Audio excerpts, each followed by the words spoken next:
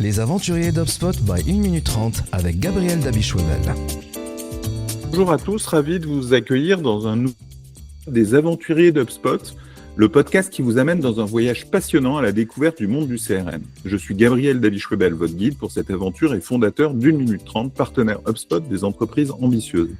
Notre mission est simple, vous permettre d'accélérer votre croissance client, avoir plus de leads, plus de ventes, plus de satisfaction et plus de reventes. Comment vas-tu Rémi? Salut. Très bien, toi? Super. Je profite du fait qu'on ait gagné hier un prix avec Aircall, le Aircall Expert of the Year. On est l'agence au monde, partenaire HubSpot, qui a le plus de certifications HubSpot. Alors ça se met en place, on ne peut pas dire non plus qu'on ait fait un travail incroyable, mais on est la meilleure agence là-dessus et on en est très fiers parce que Aircall est pour nous notre deuxième partenaire et un partenaire auquel on croit beaucoup, en particulier pour équiper les entreprises de téléphonie en complément de ce qu'on peut faire avec HubSpot. Et donc, on va parler de ça aujourd'hui. On va parler des différents types de téléphonie d'entreprise et comment migrer de choses qui sont assez anciennes, classiques, on va dire legacy en anglais, jusqu'à des solutions contemporaines, modernes, comme celle d'Aircall. Quels sont les enjeux? Mais d'abord, explique-nous les différents systèmes de téléphonie qui existent dans les entreprises, Rémi. Alors en fait, tout d'abord, quand on regarde une entreprise, il faut regarder les téléphones qui sont à l'intérieur et les téléphones qui sont à l'extérieur. C'est-à-dire, les téléphones qui sont à l'intérieur, aujourd'hui, la grande majorité des entreprises sont passées en téléphonie sur IP. C'est-à-dire, en fait, on est capable aujourd'hui d'avoir, même ceux qui veulent avoir un combiné à côté, ils peuvent rester en SIP, donc en téléphonie sur IP, via un téléphone physique. Et en fait, aujourd'hui, la téléphonie sur IP est devenue le standard du marché et représente à peu près 90% d'équipements des entreprises dans l'entreprise. Et puis après, il y a en fait dans l'entreprise un côté un peu particulier que sont les centres d'appel. Les centres d'appel, en fait, on n'est plus dans la téléphonie individuelle, d'avoir un poste, mais on est dans toute une logique de qu'est-ce qui se passe avant de décrocher, qu'est-ce qu'on met en place un serveur vocal interactif. Vous savez, si vous avez voulu taper 2 et que vous vouliez taper 3, taper 1, toutes les choses comme ça, en fait, dans les centres d'appel, on a la gestion de compétences d'opérateurs, d'appels de numéros entrants, etc., qui permettent d'avoir des plateaux d'opérateurs, qui peuvent être parfois des petits plateaux de 4-5 personnes, et parfois des très grands plateaux de plusieurs centaines de personnes, qui permettent de traiter toutes les demandes clients et faire du sortant. Ce qui est une deuxième partie de ce qui se passe dans l'entreprise. Et puis après, il y a la téléphonie en dehors de l'entreprise, où en fait, en dehors de l'entreprise, c'est ce qu'on appelle les téléphones des commerciaux, où là, en fait, les téléphones des commerciaux, il peut y avoir des dotations ni plus ni moins de téléphones mobiles, classiquement, mais qui ont souvent, du coup, une communication qui est isolée du reste du monde, parce que ce qui se passe sur le mobile reste dans le mobile, ou en fait des systèmes de téléphone qui vont être associés avec le central de téléphonie de l'entreprise, qui peut être soit en fait en IP, soit en GSM classique, c'est-à-dire ni plus ni moins sur le canal voix, et qui vont permettre en fait de gérer la communication du commercial sur le terrain comme s'il était dans l'entreprise. Et donc, dans ces trois trucs, on a bien 3 groupes. Je dirais tout bêtement gérer mes téléphones physiques ou téléphones softphone qui peuvent être des PC, mais c'est des téléphones physiques. Le centre d'appel qui est quelque chose de vraiment très particulier, très spécifique, et les téléphones de ma flotte de commerciaux. Et une solution comme Aircall, elle a commencé bien sûr par la flotte de commerciaux dans les mobiles? Oui, Aircall a très clairement commencé par la flotte de commerciaux dans les mobiles. Donc, alors, très clairement, non, elle a commencé par la téléphonie sur IP de l'entreprise, tout bêtement.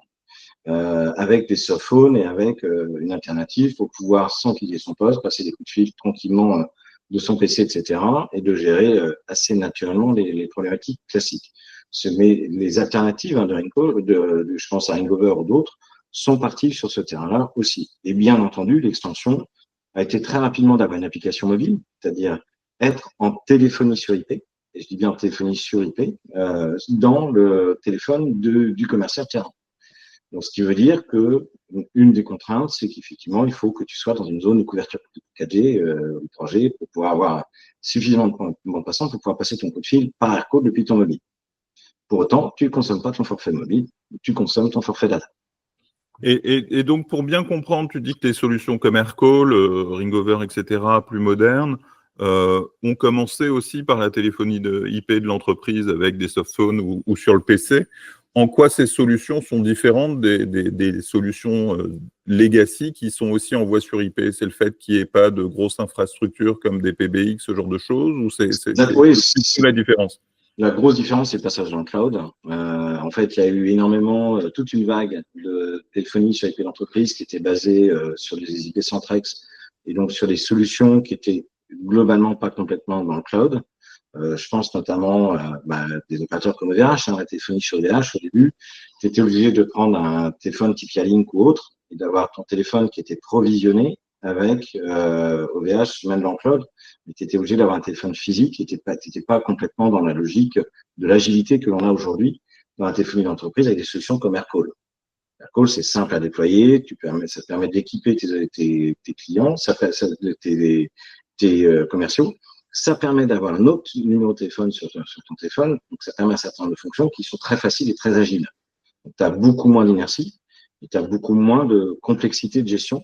Et puis en plus, la plupart du temps, ces opérateurs-là font des offres avec pas mal de forfaits illimités, au moins national sortant et voire mobile sortant, comme AirCall par exemple.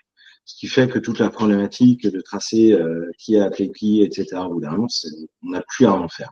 Donc, tu as quelque chose qui est beaucoup plus agile et tu te poses beaucoup moins de questions de j'ai une petite entreprise, comment je mets de la téléphonie dans l'entreprise et chez mes commerciaux. Donc, c'est vraiment la même différence quand le SaaS et le on-premise, en fait. Oui, c'est exactement. C'est un peu la différence entre ça et un on-premise, avec aussi un facteur de génération des produits. C'est-à-dire tes produits, ils ont des ergonomies, des fichiers de gestion qui font que c'est beaucoup, beaucoup plus simple à gérer que les anciennes générations où c'était parfois un peu fastidieux. Alors maintenant, si on est une entreprise relativement grosse qui a des postes pour ses collaborateurs, un centre d'appel, des commerciaux, et qu'on se dit, ça fait quand même beaucoup de solutions différentes, on aimerait unifier ça, réduire les coûts, gagner en souplesse et en flexibilité. C'est quoi les risques, c'est quoi les enjeux, dans quel cas de figure je peux faire une telle migration et dans quel cas il vaut mieux encore un peu attendre parce que tout n'est pas mieux. En fait, alors, le sujet du centre d'appel est un sujet clé. C'est-à-dire que les gros opérateurs autour des centres d'appel, on va parler d'outils comme Avaya, comme NICE, comme Genesis, comme Vocalcom et des outils comme ça, sont des outils dans lesquels en fait il y a une migration lourde à faire. Pour autant, en fait, ces outils sont quand même des outils, on va dire, d'une ancienne génération, même s'ils ont évolué un peu au cours du temps, qui en fait, créent une certaine inertie, créent une certaine complexité dans l'entreprise. Il y a une dette technique aussi souvent, non? Alors, une dette technique, c'est toujours le cas quand de toute façon tu t'associes avec une solution à un moment donné de ce type-là. Mais par contre, en agilité, si demain tu ouvres un autre pôle à droite à gauche, la phase Covid a été un très bon exercice pour ces outils-là. Par exemple, il y a beaucoup d'entreprises qui étaient dotées d'Avaya. Avaya n'avait pas de solution complètement fluide. Donc, à part partir avec ton téléphone physique chez toi qui va te permettre de te reconnecter, c'était compliqué. Donc, c'est la souplesse. En fait, elle est faite aussi à typologie de produits. Ces produits-là, mais même ceux de taille intermédiaire comme KMO ou autres, sont partis de la problématique de centre d'appel. Et quelque part, se sont concentrés sur la problématique de je gère des opérateurs, je gère un plateau, et donc je gère aussi souvent l'interface de gestion des appels et entre guillemets un pseudo CRM à l'interne. Et by the way, on gérait en fait tous les enjeux de téléphonie des centres d'appel, y compris des problématiques que aujourd'hui les nouveaux opérateurs ne gèrent pas. Je prends par exemple des choses comme la vocalisation dynamique, le text-to-speech, la reconnaissance vocale et des choses comme ça. Pour faire des SEI compliqués, souvent ceux qui viennent de la téléphonie pure n'avaient pas adressé ça parce que le commercial il est directement avec son téléphone avec son client. Donc le fait de passer, par exemple, gérer ne serait-ce qu'on appelle les DTMF, c'est-à-dire les 1, 2, 3, 4, le commercial n'en avait pas besoin. Donc il commence à s'équiper au fur et à mesure. Et ça veut dire que globalement, quand tu as un gros centre d'appel et que tu as un gros truc, déjà, il faut bien vérifier d'abord la qualité et je dirais le périmètre fonctionnel de la solution que tu vas choisir.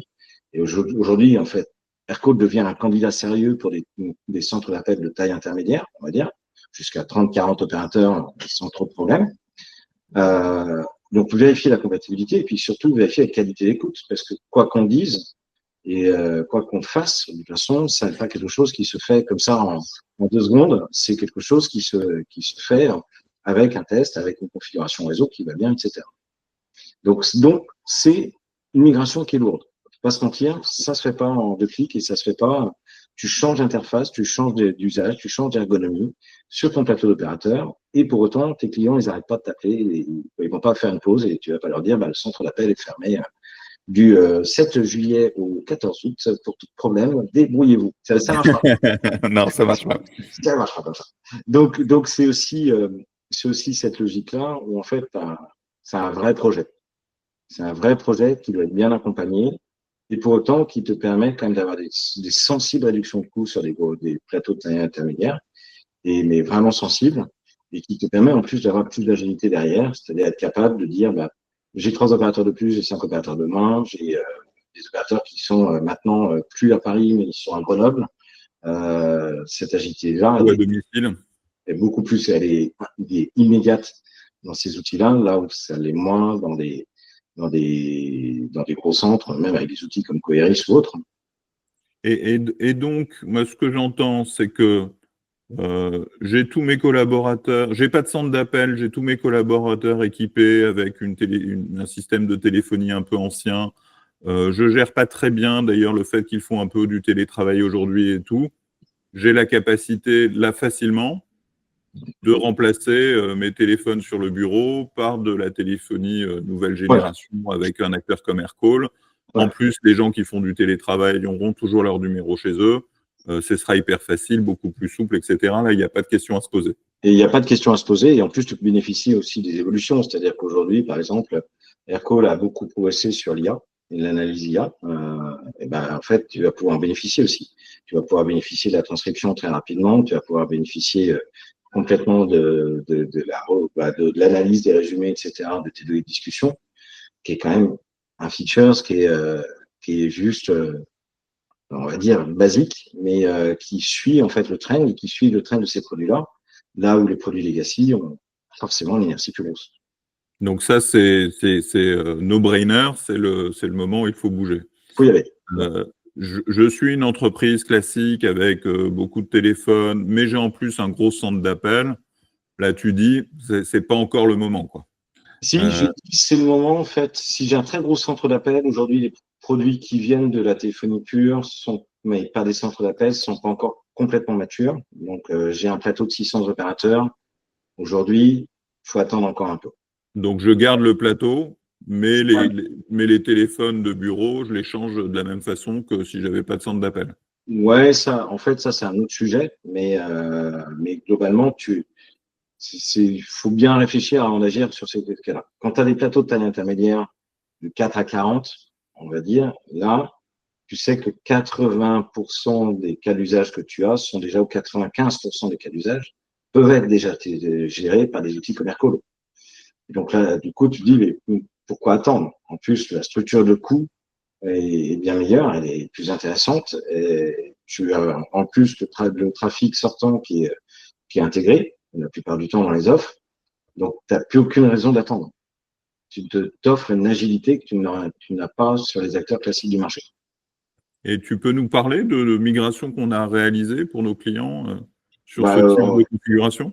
Alors, des migrations vers Aircall qu'on a réalisées par client. Par exemple, on est en train de faire la migration du Télégramme de Brest. C'est un plateau relativement modeste, il y aurait 8 opérateurs, mais avec une vraie complexité de l'usage client. Et en fait, le grand gap, c'est qu'en plus, on arrive souvent, Aircall s'intègre beaucoup plus nativement avec les CRM du marché, etc.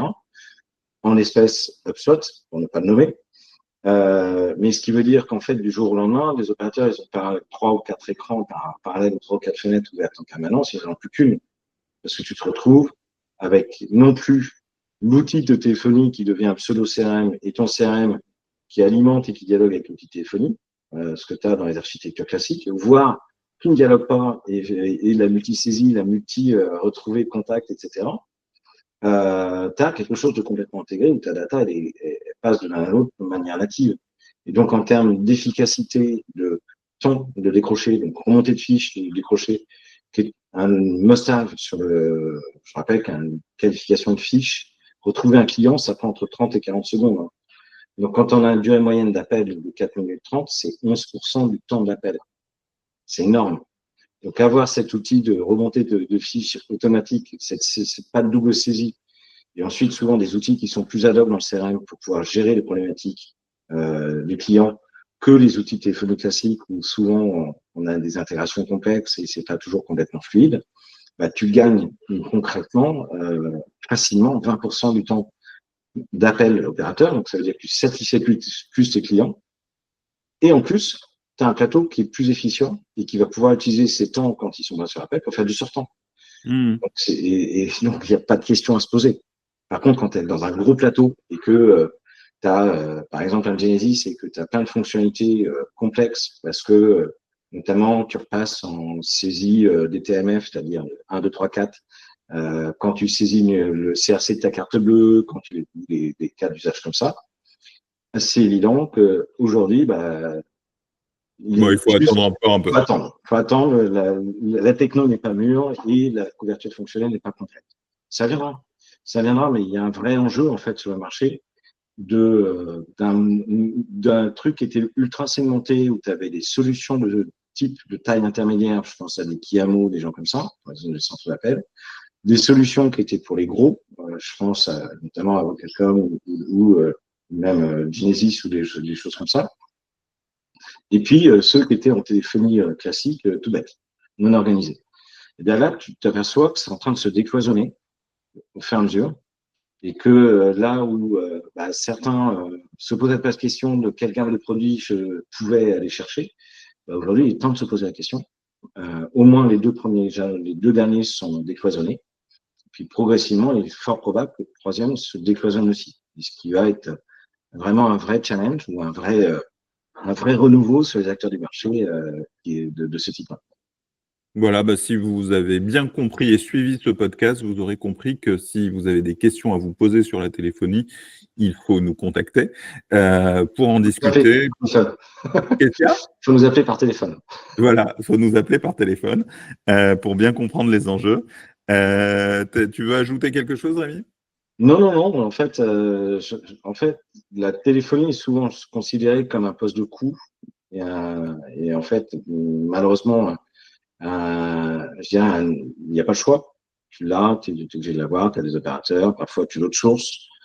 En fait, le fond du fond, c'est que c'est aussi un vecteur de productivité. Et c'est ça qu'il faut pas oublier.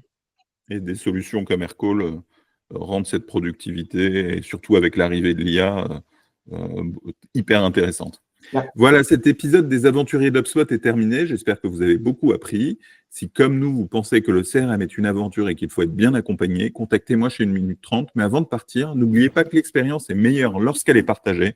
Alors, après l'épisode, relayez vos découvertes avec d'autres aventuriers et n'hésitez pas à liker, à partager et à laisser un commentaire sur la plateforme où vous consultez ce podcast. Merci beaucoup, Rémi.